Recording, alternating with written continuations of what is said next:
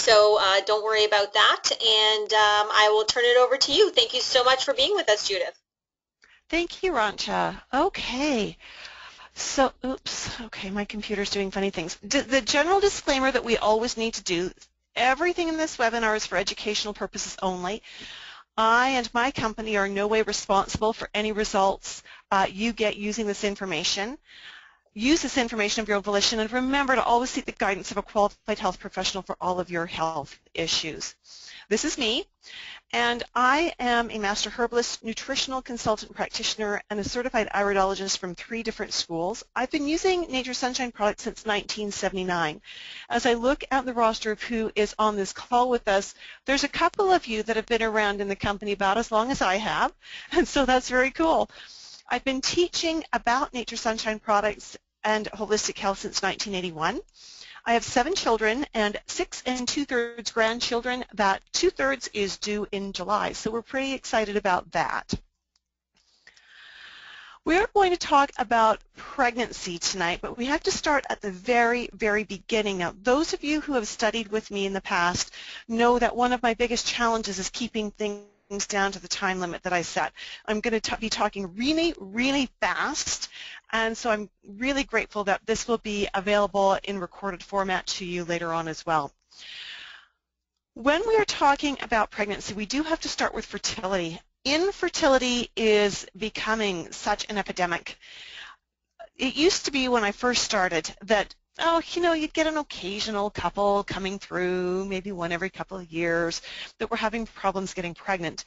And my practice is very small. I keep it that way intentionally, but I typically work with 5 to 7 couples a year now who are having fertility issues. And that's a lot considering I only see 6 clients a week. So 5 to 7 per year, new clients are coming in looking for help with fertility. It has skyrocketed. The first thing that I always do is I teach my clients how to become aware of their fertility or lack thereof. And this book, Taking Charge of Your Fertility by Toni Weschler, is the absolute Bible as far as this is concerned. When we are looking at fertility, I always have my female clients chart 3 separate symptoms. The first is their basal temperature, the second is their cervical mucus, and the third is their cervical position. These are all very, very critical in determining if this woman is even fertile or not. So the first thing we do is we have her get a glass basal metabolic thermometer. You can order these online from Amazon. The digital ones are not as accurate. For the purposes of what we are using them for, the digital ones are totally not useful because we are measuring hundredths of a degree difference. And so we need something that's extremely precise, and the digital ones just don't do that. So when the hormones are balanced, I'm going to show you some charts of what this looks like. When the hormones are balanced, the temperature is comparatively lower before ovulation, so from the first day of the menstrual flow until ovulation. And then mid-cycle, the temperature should climb. And when we have 3 consecutive high temperatures, we've confirmed ovulation has happened. And we need at least 10 consecutive high temperatures to confirm that there is enough progesterone in the hormone cycle. So this is what it looks like when we are charting the temperature. This is the first part, so this would be day 1 of the menstrual cycle. She's marking her temperature, and this is probably in Fahrenheit because the book is American. Then we see that her temperature spikes up. She's got 3 high temperatures. So we don't know exactly where in this temperature spike ovulation happens, but we know that it is somewhere between this last low temperature and the first or second high temperature. By the time we hit the 3rd high temperature, we have confirmed that ovulation has happened, and there's no longer a chance of her conceiving. So if she wants to conceive, she must engage in intimacy between this low temperature and the 2nd high temperature. That is the window of opportunity. And then we need at least 10 consecutive high temperatures at least. 10 is not optimal. 10 is the minimum amount that we can work with to guarantee that she has enough progesterone to carry this pregnancy. Now, taking this temperature is really important to do it the right way. And I chuckled. There used to be a show on TV called, I believe it was called Mad About You. Years and years ago, a sitcom. They were trying to conceive, and she had her thermometer, and middle of the day she goes in the bathroom, takes her temperature, and comes out and says, honey, I need to see you right now, because she was confirming something with her temperature. That is the wrong way to do the temperature. We are talking basal metabolic, which means we want the lowest temperature of the day. The lowest temperature of the day is before this person gets out of bed. So every day, before getting out of bed, and within 30 minutes of the same time each day, so if on a work day this woman is taking her temperature at 6 o'clock, then on the weekend she has between 5:45 a.m. and 6:15 a.m. to take her temperature. If she takes it too early or too late, it's dirty data. It does not give us what we need to know. So she has to take the temperature at the same time every day. Taking it vaginally is far more accurate than taking it orally or in her armpit, and she takes it for 5 minutes before she does anything else. We all know what happens to a woman's temperature when she rolls over and kisses her sweetheart good morning, right? And so she cannot even do that. She can't get up to use the toilet and then come back to bed. She has to take her temperature before she even thinks about doing anything else. This gives us clean data. So the 3 parameters are: take the temperature with a glass thermometer for 5 minutes, first thing in the morning before doing anything. Take the temperature at the same time each day, and take the temperature vaginally. Very, very critical. The second symptom we are looking for is her vaginal mucus. When she is not fertile, so from the end of her menstrual flow till just a few days before that temperature is going to shift, the vaginal mucus is going to be tacky and sticky. Like hand lotion is probably the best comparison. As she gets closer to ovulating, and I know this sounds disgusting that that this woman is going to play with her vaginal mucus. I know that sounds gross, but it's really, once you start doing it, it's kind of an intriguing thing, because as ovulation is approaching, suddenly this mucus will start to have some stretch. It won't break as easily as it does here. It'll stretch a bit. When that mucus stretches for 10 centimeters or 4 inches, she is in that fertile range.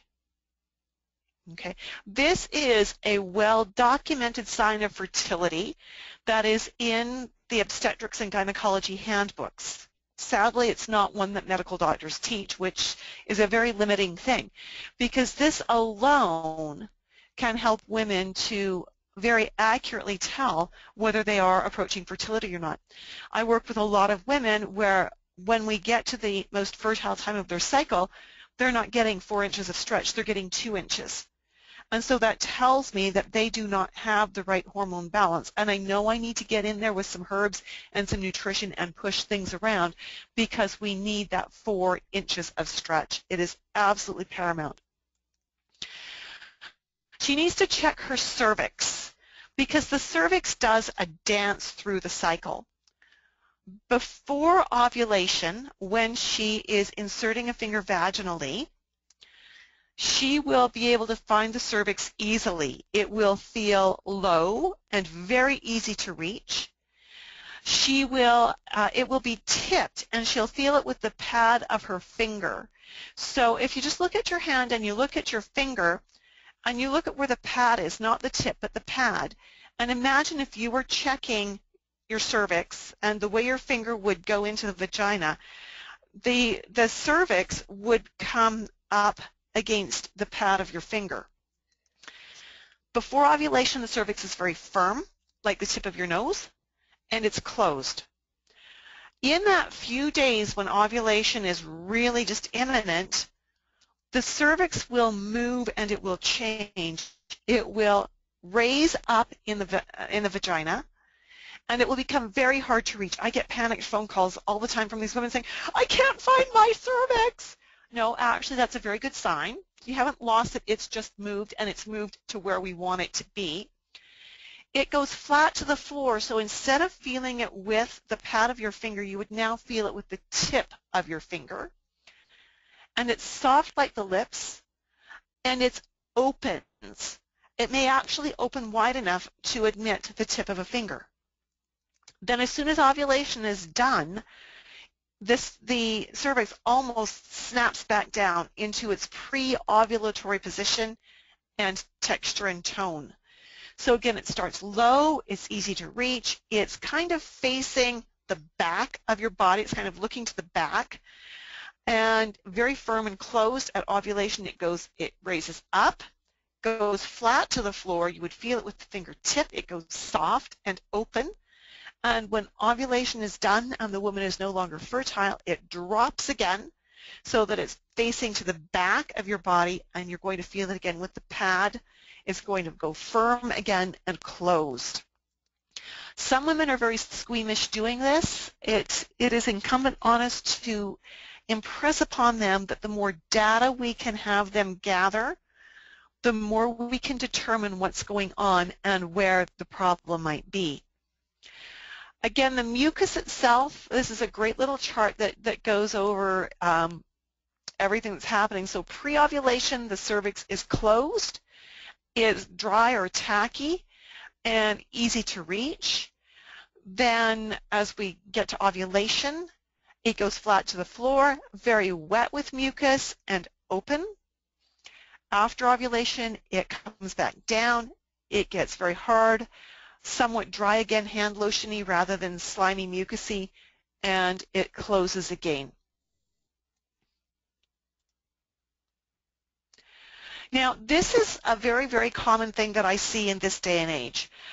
We see a beautiful pre-ovulation phase, and we see the temperature go up. We get the 3 high temperatures, but we get too short of a luteal phase. So what this means is when a woman ovulates, the ovaries are where the ova or the eggs are produced, and they're released from there. When the egg is released, there is sort of an eggshell, if you will. It's called the corpus luteum. It remains in the ovary. That corpus luteum's job, once it has released the egg, is to produce progesterone. If the corpus luteum does not produce enough progesterone, this woman could conceive. That egg could become fertilized, but it will not have a good chance to implant and become a viable pregnancy. Because when the progesterone drops, it gives the signal to the woman's body that she should slough that uterine lining. So it's not uncommon for these women to actually conceive, 3, 4, 5 times a year, but they aren't carrying because they do not have enough progesterone. We can help them with that. We have what we need to help them with that. That is not a difficult situation for us to correct. Sometimes when you're working with a woman, you will see them do this, where they will have temperatures all over the map, which tells you they are not ovulating. They do not have the progesterone production. Hormones are desperately out of whack. I worked with a woman who was like this a few years back, probably about 5, 6 years ago. She had come in to see me because they wanted to get pregnant. She was about 40, her husband was a couple of years older, and she had already been to the fertility clinic, and they had told her there was no way they could help her. She was already premenopausal and her hormones were too far gone that they should just consider adopting. Well, you can imagine the devastation of hearing that. So she came to me and we started working with her. Worked really hard. She was great at following directions. She did a fabulous job. She had not been having regular menstrual cycles for about the past 18 months, but within 3 months we had her cycling beautifully, and we had taken her chart from one like this to a beautiful chart of a low pre-ovulation, a high post-ovulation with a good 12 to 14 high temperatures. So that was great. So they tried to get pregnant on their own then, now that she had the hormones in place, and the fertility clinic, they went back and they said, well, you are now the perfect candidate. It's like, hello.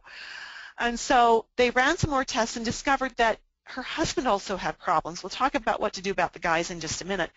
But in the end, what happened is because we had her hormones perfectly balanced, this couple was able, with some technological intervention, to conceive and go on to have the baby they were told they would never have. So some key supplements to keep in mind when we are working with female fertility. Of course, all of us know about red raspberry. Red raspberry is a very female energetic herb. Using Kirlian photography many, many years ago, researchers took red raspberry and they gave some to a man and some to a woman. And what they did is they did a Kirlian photograph, which is a radiant energy photograph of the being. So they got a photograph of the woman and of the man before they gave them the red raspberry. And, you know, it looked energetic. You could see energy patterns in the body. That was cool. They gave them both red raspberry leaves, and when they did, they re-photographed the man and the woman.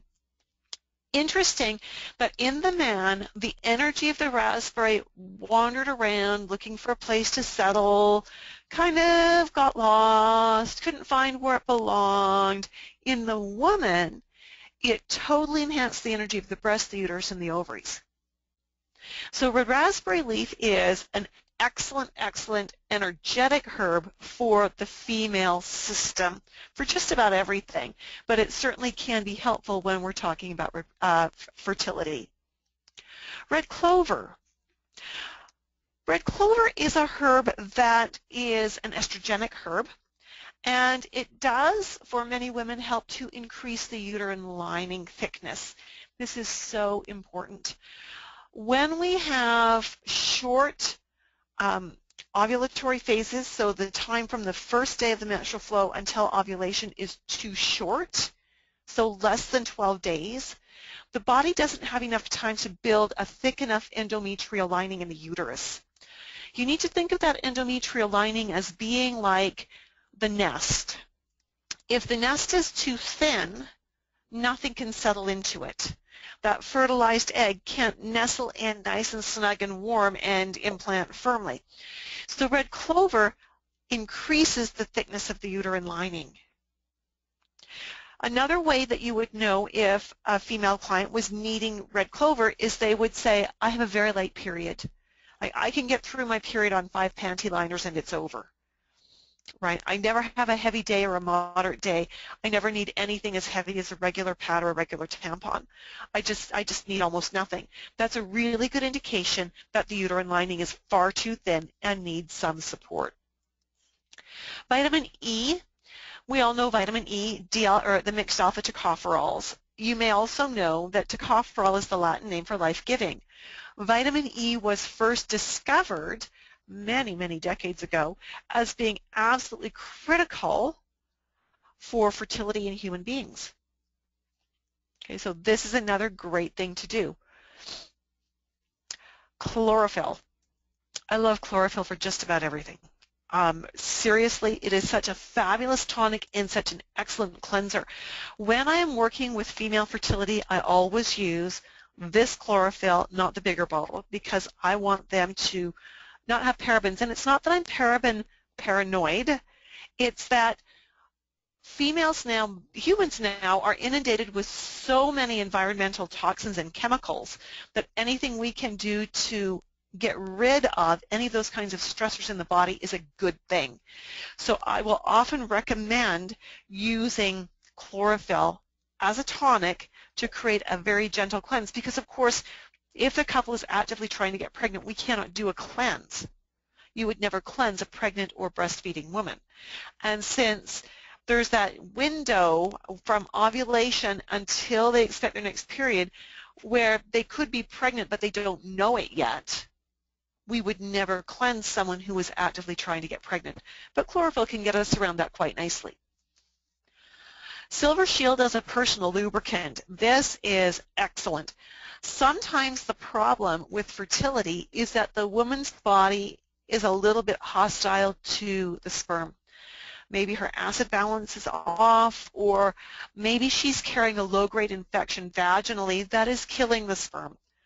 Certainly just using some Silver Shield vaginally before being intimate can really help to protect the sperm and help them to get to where they are supposed to go and get the job done. Talking about male fertility issues, now they have so many things that can go wrong too. They can have a very low sperm count, they can have poor morphology, and they can have poor motility. Now this was that couple I was mentioning earlier that was told first that she was not a candidate for the fertility clinic, and then when we got her straightened around, they said that, oh yeah, now you're perfect. This is what the issue was with her husband. He actually had not only a low sperm count, but he had poor morphology. Most of his sperm were malformed, and poor motility because most of them had broken tails. So there was no way that the sperm could get to where they were supposed to go. Now what that meant was they actually had to do what they called sperm washing and sperm selecting. So they would get a semen sample from him, and his fertility was so low, I don't think, and we worked on it, there wasn't much we could do about it. It just wasn't going to fix. They ended up literally out of each semen sample hand selecting 2 or 3 good sperm, because that was about all there was in the entire sample, and manually fertilizing the eggs and then transferring the embryos.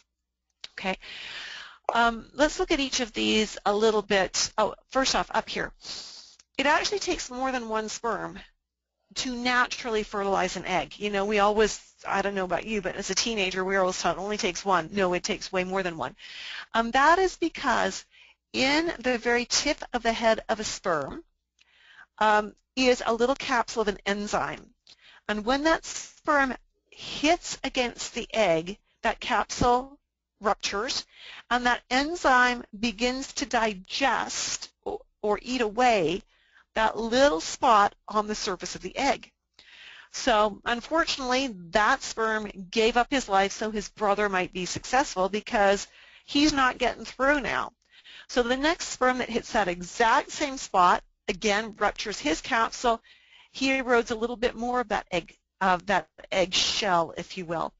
And it continues on until one spot on that egg has become so weakened and thin that one lucky sperm bumps up against it and is able to get through and get in and get the job of fertilization done.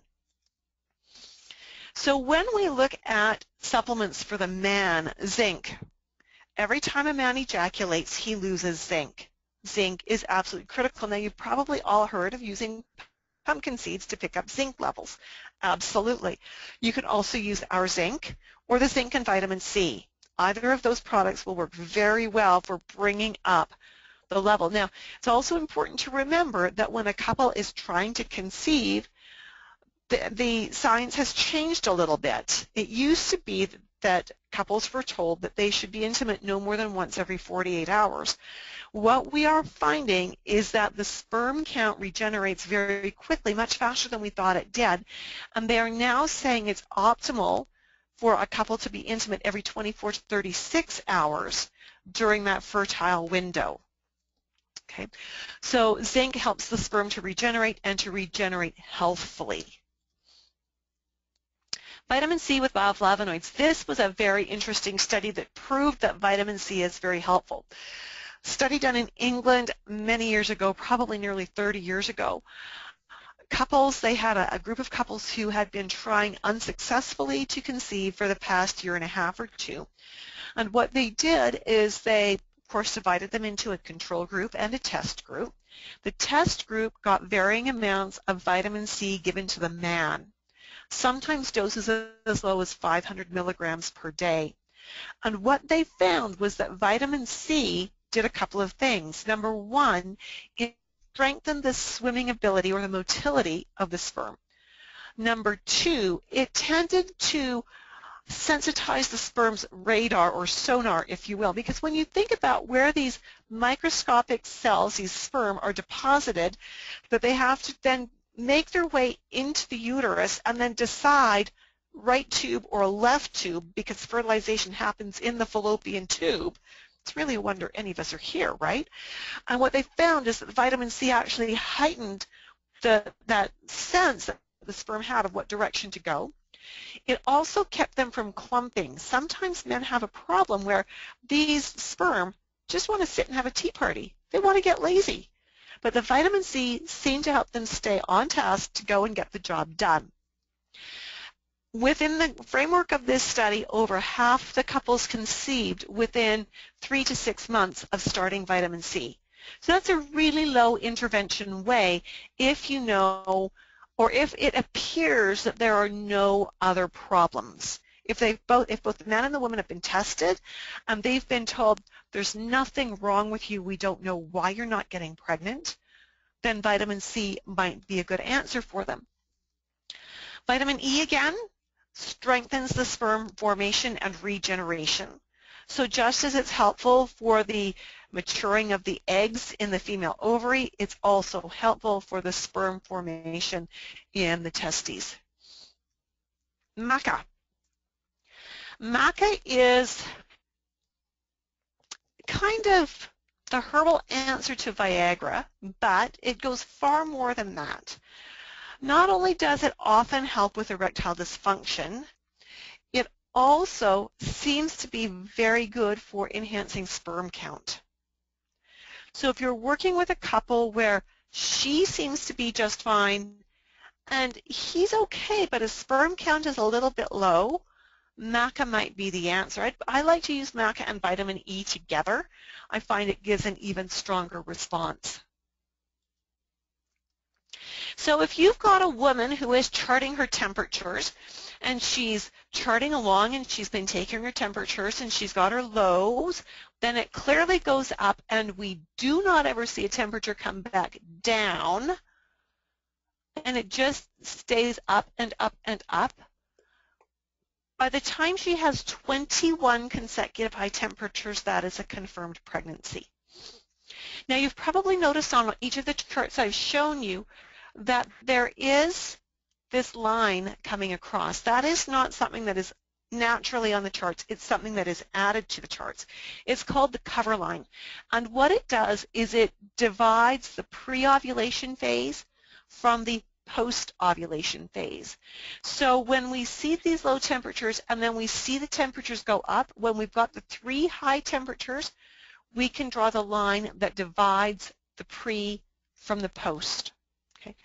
This again is an excellent way to confirm a pregnancy. Now, if you remember back to high school biology, they usually said a menstrual cycle is 28 days long, 14 days before ovulation and 14 days after ovulation.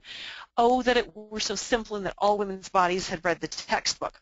It's not quite that simple. But if a woman has been charting for several months and she knows that she typically runs, say, a 13 high temperature cycle, by the time she gets to 16 or 17 high temps, she's got a strong suspicion that she's pregnant, and she may opt to do an at-home pregnancy test at that time, just to confirm suspicions. So what if she is pregnant? Then what?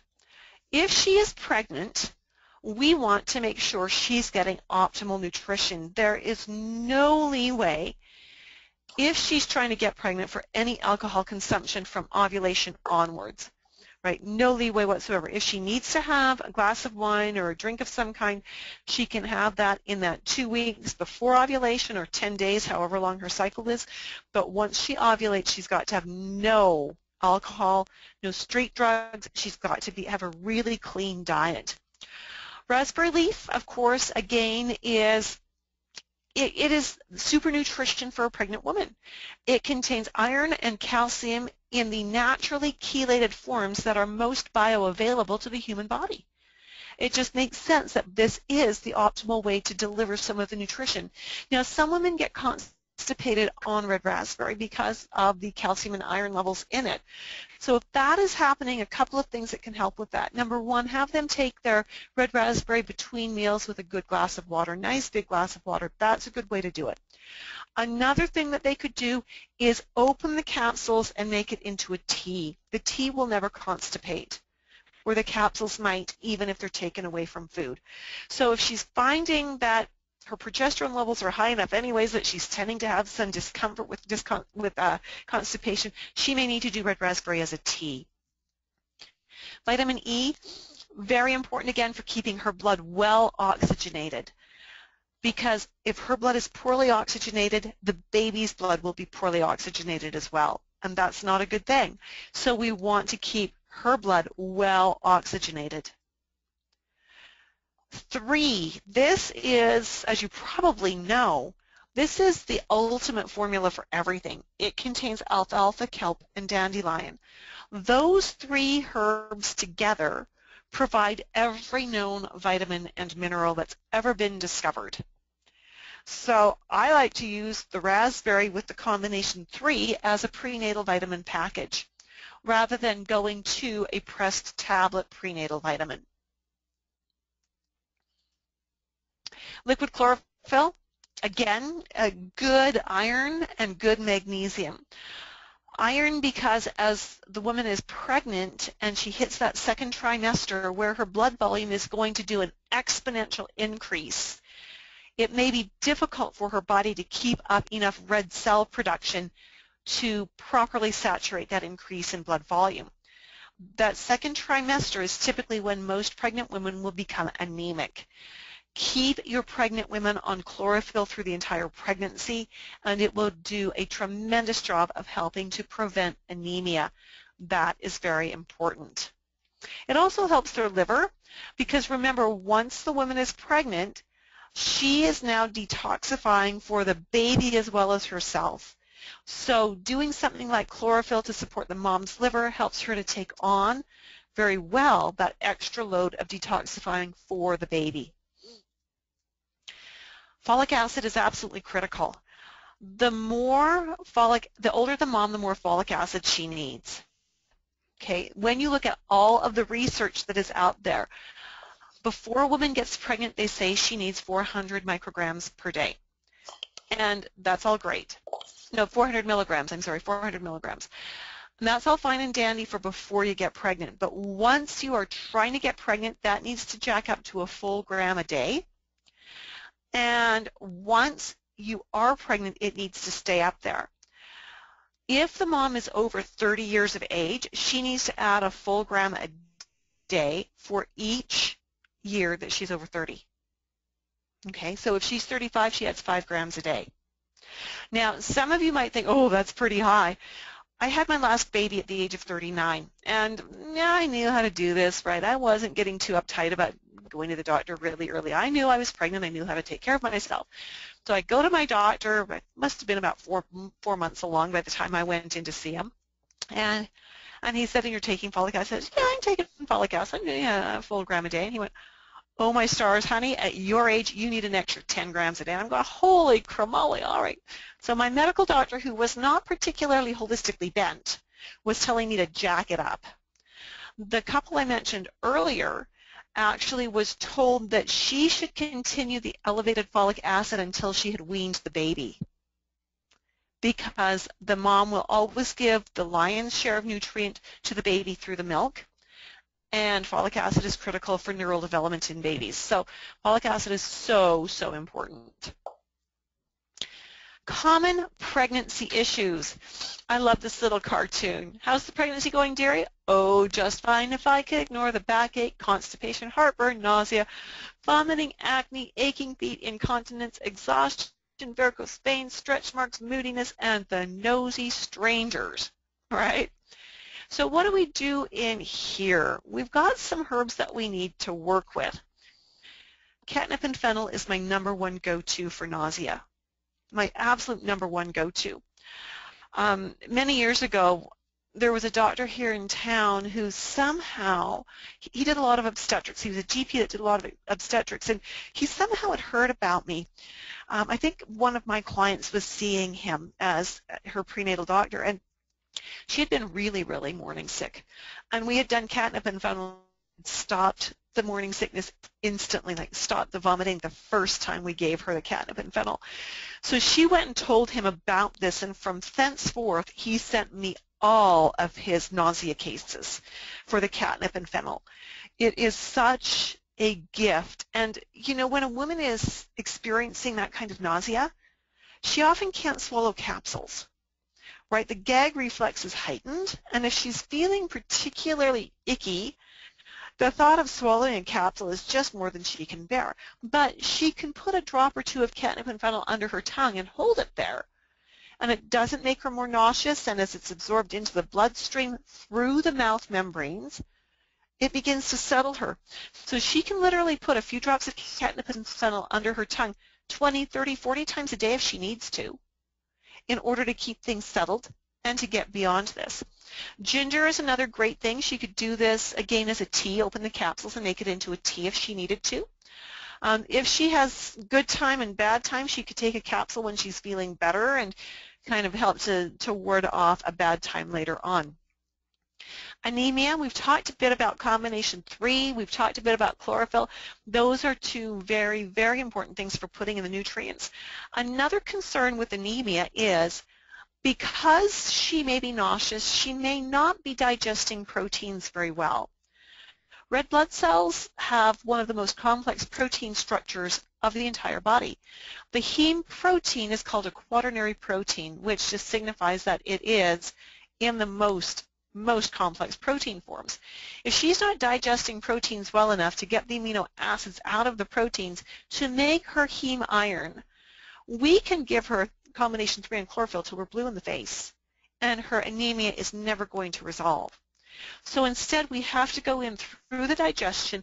We have to help her digest her proteins more efficiently so that she can get the amino acids to make the heme protein, and once she's made the heme protein, she now has a place to drop the iron molecules in. Garden essence is an absolutely perfect fit for this. Now, part of the reason here is that most pregnant women tolerate capsules better than tablets, and the garden essence enzymes have herbs in them that also support the liver. I'm big on supporting the liver during pregnancy because it takes the hit coming and going. Now, we wish that every pregnancy ended up in a very successful, happy, healthy live birth. That is not always the case. Sometimes it ends in miscarriage. The statistics indicate that as many as 1 in 2 conceptions is miscarried. It doesn't always have to be that way. If you know the symptoms to watch for, you can sometimes stop a threatened miscarriage and take that pregnancy on to term. I cannot tell you how many times we have done this. It's been many, many times. We've even had women who were threatening to miscarry, had these symptoms you see on your screen, the backache, the cramping, the spotting or bleeding. The basal metabolic temperature was starting to drop, which is not a good sign in the pregnancy. And we've been able to intervene with the herbs fast enough that we were able to recover the pregnancy. Sometimes the threatened miscarriage is because the progesterone is falling. The baby is fine, but the progesterone is falling. And if the progesterone falls too far, we lose the pregnancy. So low progesterone can be a cause of a miscarriage, and we can intervene in that. A blighted ovum, now what that means is that fertilization has happened and the egg sac has formed, but there's no baby developing in the egg sac. And in that case, of course, anything we do is not going to stop the miscarriage. There is no baby, and it's a very sad experience that the woman thought she was pregnant. The pregnancy test said she was pregnant, but there's no baby forming. Stress and trauma can also cause a miscarriage. And so for this reason, as much as we can, we need to reduce stress and trauma in women's lives when they are trying to conceive and when they're in the first 3 to 4 months of pregnancy. We need to make sure that their home environments are safe and sound, that they are in a loving situation, and that as much as we can, the stress is removed from them. So what do we do if a woman has the backache, she's starting to get crampy, she's maybe spotting? Well, you'd need to have this on your shelf to begin with, and you would order this through Sunshine Direct. It's called False Unicorn Root. We used to have it here in Canada, but it wasn't selling well enough. That made me very, very sad, because this is the single fastest way to help a woman reestablish her progesterone levels. I've worked with many pregnancies where the women had a very, very tragic pregnancy history of several miscarriages in a row. And so we got charting her temperatures, we got to know her cycle really well. We did herbs with her to help enhance the progesterone levels. And I always insist with those women that they continue to chart their temperature until the end of the 4th month, which seems excessive. But and sometimes I take them till the end of the 24th week with their temperature charting. I do that because then I lurk where their temperatures are charted. I have them use a website called Fertility Friend, and I have them give me their log-on information so I can go in and check their chart periodically. And when I know I've got one of these tenuous pregnancy mums online, I'm on her chart every day and I'm checking, and if I see that temperature is coming down at all, I'm emailing her and telling her that false unicorn that you're doing 6 a day of, jack it to 9. Put it right up to 9, sometimes 12. The number of times we have been able to take a woman to term by doing this is absolutely remarkable. It's false unicorn root is, if there was one specific product that I wish Nature's Sunshine would carry, Ranchi, you can take this back to home office for me, is that I would ask them to bring this up. I know we will never sell 100 bottles in a month, which is the baseline, or it used to be, but this is the one that if we had faster access to it, we could have far more positive pregnancies. Catnip and fennel. Catnip is a nervine. It's a sedative of sorts, and it's a liquid, which means it's very, very quickly assimilated.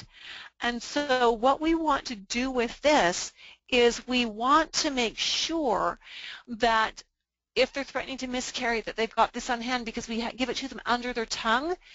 That sedation effect goes to the uterus and calms it down. Kind of just goes, shh, there, it's okay. It's all okay. You can just be quiet now. You don't need to be doing this. Just stay still. And that sometimes is all we need. Lobelia. Some of you are familiar with Dr. Christopher's work with lobelia. He calls this the thinking herb. Not that it makes you think better, but that it can think for itself and it knows what to do.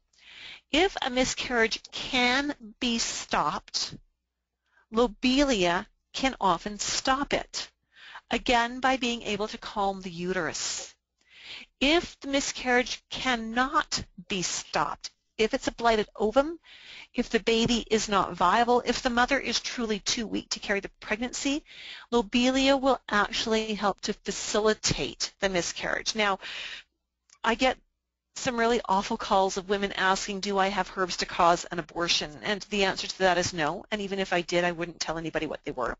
That is just my personal ethic. Lobelia will not cause a miscarriage. It will simply speed along the natural process if it is inevitable. Again, red raspberry. I would always use this as a tea when I'm using it for miscarriage prevention. They would be doing 6 capsules to a cup of water, and they would probably be going through about 30 to 40 capsules a day. Right? And they would just be sipping that constantly, using that energetic of the raspberry to build that uterus. So this is what a miscarriage chart looks like. We have the low, we have the high, and oh, this looks pretty. Oh, this is a beautiful, beautiful chart. Wow. Okay, we've had a few 0.4s. Oh, a 0.1? No, this isn't good. This is really not good. So this is, seeing this 0.1, this is where I'd be jumping in all over the place and saying, okay, that false unicorn we had you on, that goes up. I want you on catnip and fennel, and I want you on a bit of lobelia as well. You've got my cell number. You text me if anything happens. I want to know what's going on, right? And sadly, this person maybe had a blighted ovum, or they didn't have the herbs, and they went on into a miscarriage, and that's what we see here. So for low progesterone, we have the wild yam and chase tree, which is a good one to use before the pregnancy is confirmed. So we can use this particularly from ovulation until the first day of the menstrual cycle. And again, the false unicorn root that you would bring in on Sunshine Direct, typically from first day or from ovulation until the first day of the cycle, although I do have some women where we use it the whole cycle, we just change the amounts of it. Because there is a limit to how much false unicorn you as an associate can bring in every month, I insist that when I'm working with these women who are going to need this, I insist that they sign up as at least a preferred customer, and I teach them how to order this right from the U.S. because they can order enough. I think the limit is, I want to say it's 4 bottles a month, and that's plenty oodles and scads. That's enough to do them nicely, but they will be ordering every month. Again, herbs to quiet the uterus. We mentioned the catnip and fennel and the lobelia. We need to keep that uterus calm while we get that progesterone back up. Okay, it's kind of like, putting someone into a medically induced coma so their body can heal. We're trying to put the uterus into a herbally induced nap so that we can have time to get this woman into a safe zone again. Stress and trauma is a huge cause of miscarriage, a huge, huge cause of miscarriage. Now, this is particularly the truth when it's the case of sudden onset trauma. So, for example, if burns to the ground, or there's a traumatic incident where a close member of her family is killed or dies very unexpectedly. Things that the woman sees as a major trauma can compromise the pregnancy. So it's really important, if you know that in working with a pregnant woman that she has been thrown into a situation like that, that you help her get all the support you can. If you have any other tools for working with that kind of trauma, flower essences, aromatherapy, emotional freedom technique, anything like that, if you are a counselor, if you do Reiki, if you do anything body talk where you can remove that trauma from her body, then you would be doing her a tremendous favor to do that. Again, we have the lobelia and the catnip and fennel that are great at calming the body down and helping it to deal with trauma. And we have the stress formula, which can also be helpful. Depending on where she's at in the pregnancy, if she's really nauseous, I would actually go with the liquid B12 Plus instead, because it's going to be easier for her to digest. She can put it right under her tongue. When a pregnant woman is under that kind of trauma, her digestion is even more compromised than at any other time, right? You know what happens to your gut when you're under a lot of stress or under a traumatic experience, right? Your gut shuts off. Well, her gut has the challenge of dealing with a pregnancy and the trauma. So as much as you can, go with the liquids. And so I would add the liquid B12 to this list as well. Once the trauma was mostly over and she's fared okay, we've got her through it, but now we need to do maintenance, then I would consider going to the stress formula. Delivery. What if you're working with a mom who's got a breech baby? Well, breech is an interesting thing because there's very few doctors in North America who will attempt a breech delivery, even though they can be done very effectively. Typically, a breech will end up being a cesarean section. So doctors can do what's called a manual version, where they do an ultrasound to find out where the baby is, and then they literally can push the baby around, and sometimes that works, sometimes it doesn't. We can also do the flashlight technique, which is you literally shine a flashlight in the baby's face, you figure out which way the baby's facing, shine the flashlight in their face, and you slowly drag it down mom's tummy. You do that many, many times a day for as long as it takes, and baby often will follow the light. I know that's bizarre, but it works. So that's a good thing to attempt because it's low intervention, and if it can save a cesarean section, that would be great. 5 to 6 weeks prior to labor and delivery, we like to use the Formula 5W. This, again, is a Sunshine Direct product. It stands for five herbs for the last 6 weeks of pregnancy, I believe it is. So we start low and we build up. So when we're in that 6th week prior, it's 1 capsule a day. 5th week prior, it's 2 capsules. 4th week prior, it's 3 capsules until we get to that last week where it's 6 capsules, and we hold them at 6 until the baby arrives. Does a remarkable job in many cases of easing labor, of literally making it easier, of helping it to go more smoothly, and just making labor a great experience, which my whole philosophy of pregnancy and childbirth is that pregnancy should be a wonderful experience. Labor and delivery should be an extremely empowering experience. Then we need to talk about breastfeeding. So one of the most common questions I'm asked is, how do I know if my baby's getting enough? In the first week or so, you're gauging by heavy wet diapers. So somewhere on day 1, baby should have gotten enough milk to produce 1 heavy wet diaper. Day 2, 2 heavy wet diapers. Day 3, 3 heavy wet diapers, and it keeps per day. And as long as your baby is creating that much pee, baby is getting enough food. 6 to 8 heavy wet diapers per day is the benchmark. Now, if that's not happening, you're going to see some problems. You're going to see baby losing weight or not regaining that little bit of weight they often lose in the day or 2 after birth.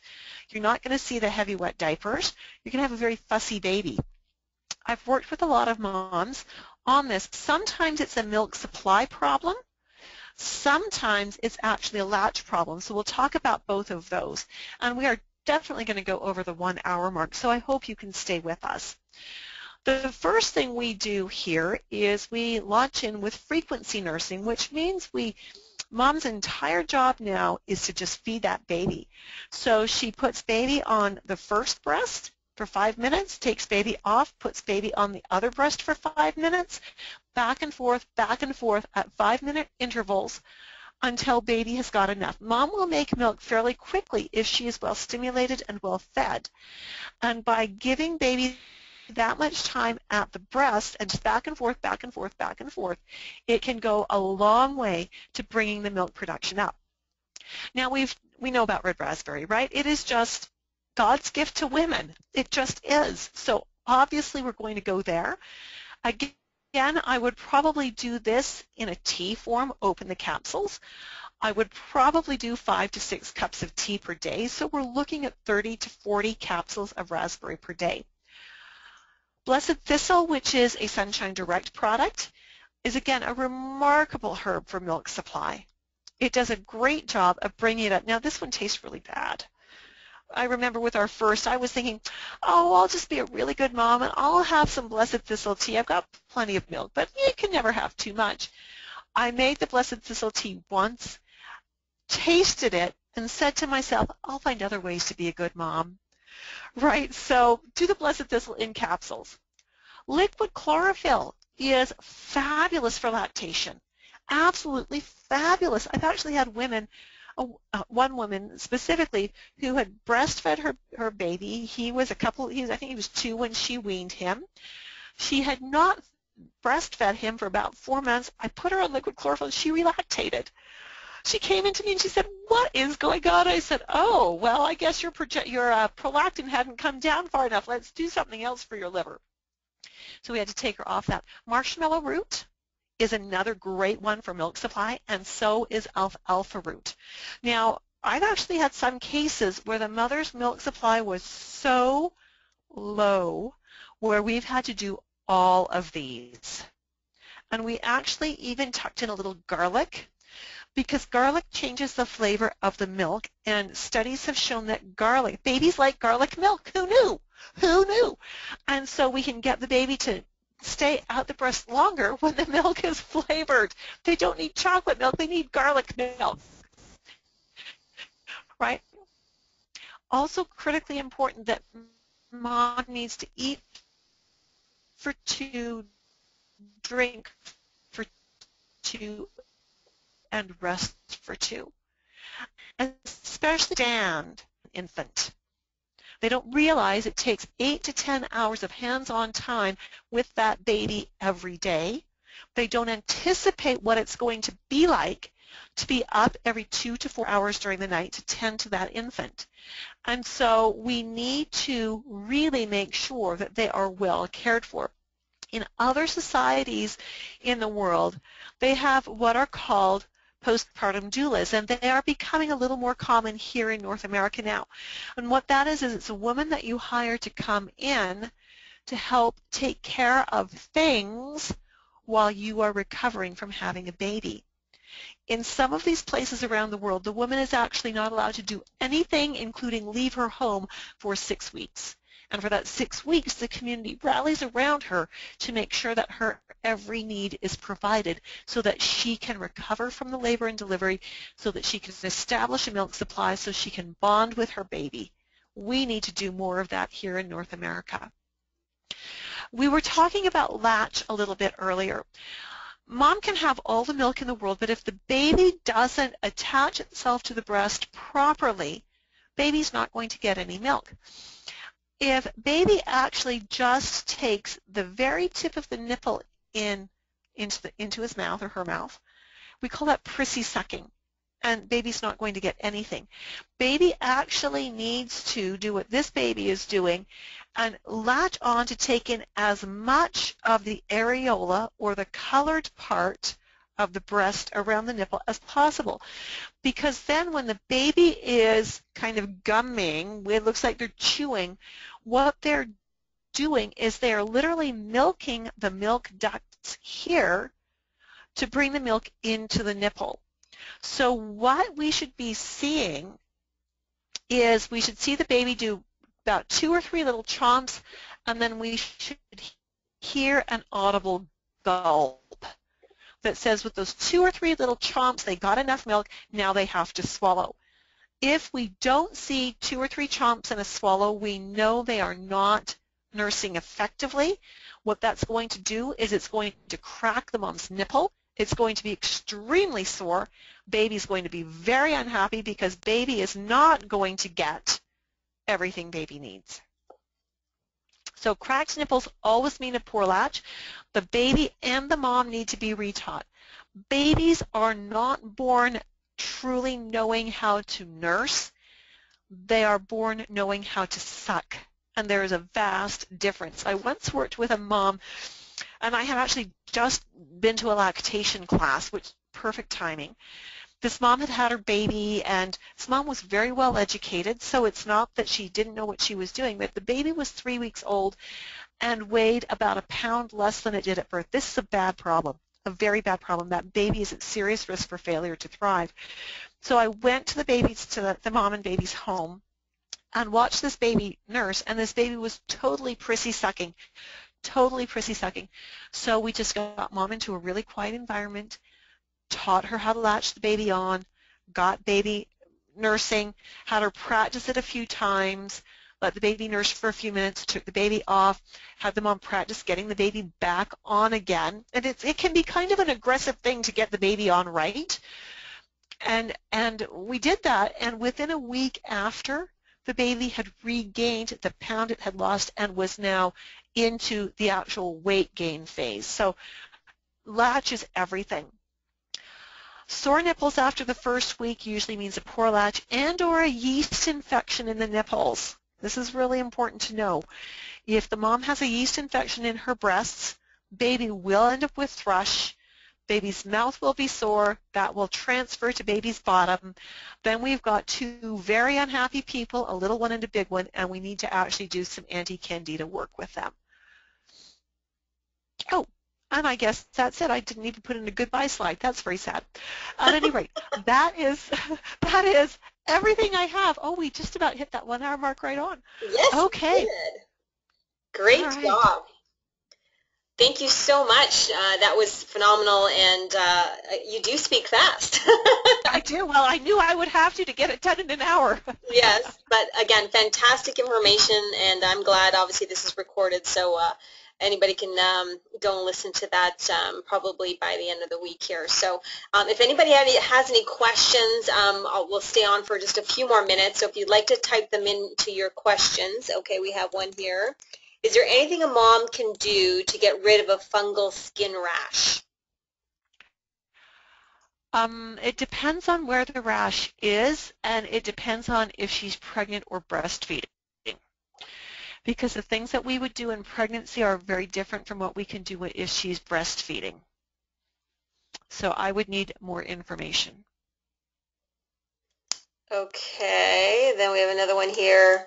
Oh my Lord, okay. Get rid of fungal rash. Okay, actually, let's finish that one because she actually says that one, sorry, Oh, Ronja, says all over the body and yes to pregnant and or breastfeeding. Okay, yeah. well, when she's pregnant,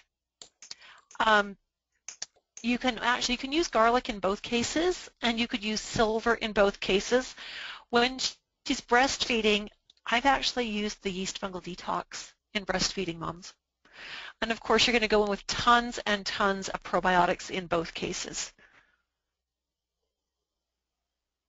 Okay, so that would take care of the skin rash. Then I see we have someone who, leaking nipples at 24 weeks pregnancy, fourth baby, it's happened each time, very severe mastitis within 10 days of delivery. Okay, not uncommon for women to actually start producing milk before the delivery. So 24 weeks, that's not even a problem. She's just a good producer with a great letdown. That's not the problem here at all. The mastitis is the problem, and the mastitis means she is not resting nearly enough. Mastitis is always an indication of a very fatigued mom. The only way she's going to not have mastitis is if she calls in every favor that's ever been owed to her for people to come in and wash her floors, clean her bathrooms, do her laundry, cook her food, and take her other kids to school. Right? She needs to be resting, resting, resting. I get really militant about things like that. That's maybe a little brutal, but it's true. Okay, did you say folic acid when breastfeeding? Yeah, you continue the folic acid at the elevated levels right through to the end of breastfeeding because the mom gives up so many nutrients to the baby through the breast milk that we just continue that right on through. I was so glad to see that Nature Sunshine reformulated their folic acid. When they first launched it years ago, it had yarrow in it, and it's like, no, you can't do that because yarrow you can't use for pregnancy and breastfeeding. But they've taken the yarrow out, and it's like, yes, way to go, Sunshine. Great, thank you. Okay. Have any other questions? We'll answer one more here if there is one. While you're thinking about that, thank you so much for being on the call, everyone, and we will be doing the draw for the $100, and we'll announce it on Facebook tomorrow morning, so stay tuned, and you might be the lucky winner there. So, all right, we've got one more question here. Do you see that, Judith? It says how to dry up milk after delivery. Okay, so I have to ask, why would a mom want to dry up milk after delivery? There's only a couple of reasons that I can think of, and one would be that she is giving the baby up for adoption. That's a perfectly legitimate reason to dry up milk. The other might be that she was sexually abused as a child and emotionally cannot go into feeding a baby. And in those cases, sage and parsley are really, really good for drying up breast milk. Black walnut and kelp are really good too. I would really, really gently look at ways, if it's just a preference, of encouraging the mom to continue breastfeeding. The studies show that the biggest reason for a mom to give up breastfeeding is that her partner and the rest of her family do not support her in her decision to breastfeed. So it's a huge education piece where people need to be educated as to the benefits of breastfeeding for the baby and the mom, not just physically but emotionally.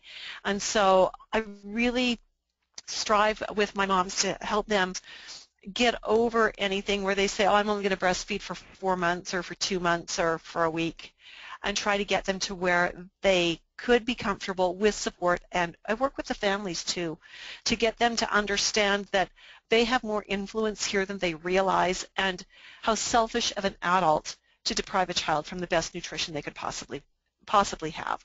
So that's another one of my militant stands, but there we go. Oh, there's more questions coming in. Can I give a bit baby silver guard? Absolutely.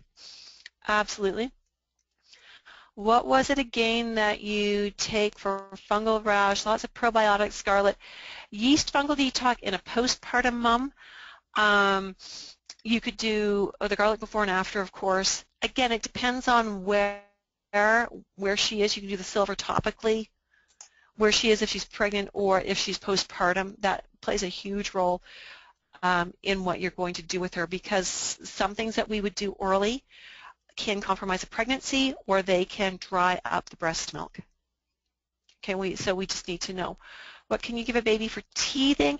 We're not actually going as far as into teething. They should have me back to do one on children, because I do have that as well, because we can do teething, we can do feeding babies, we can do children's colds. That's a whole other topic. Well, good to know. We'll definitely have you back then for that. Excellent. Okay, well, I think that's wonderful. We've again, great job, Judith, a tremendous amount of information, and again, thank you so much for your time. Thank you, everyone, for taking the time to be with us this evening. Again, this is being recorded and will be up on the website under the webinar section, hopefully by Friday, so those of you that want to re-listen to it, you can. So with that, we will end the recording, and I hope everyone has a fantastic evening, and thank you so much again, Judith, for all of your wisdom here tonight. Thanks, everyone. My pleasure. Thanks. Bye-bye.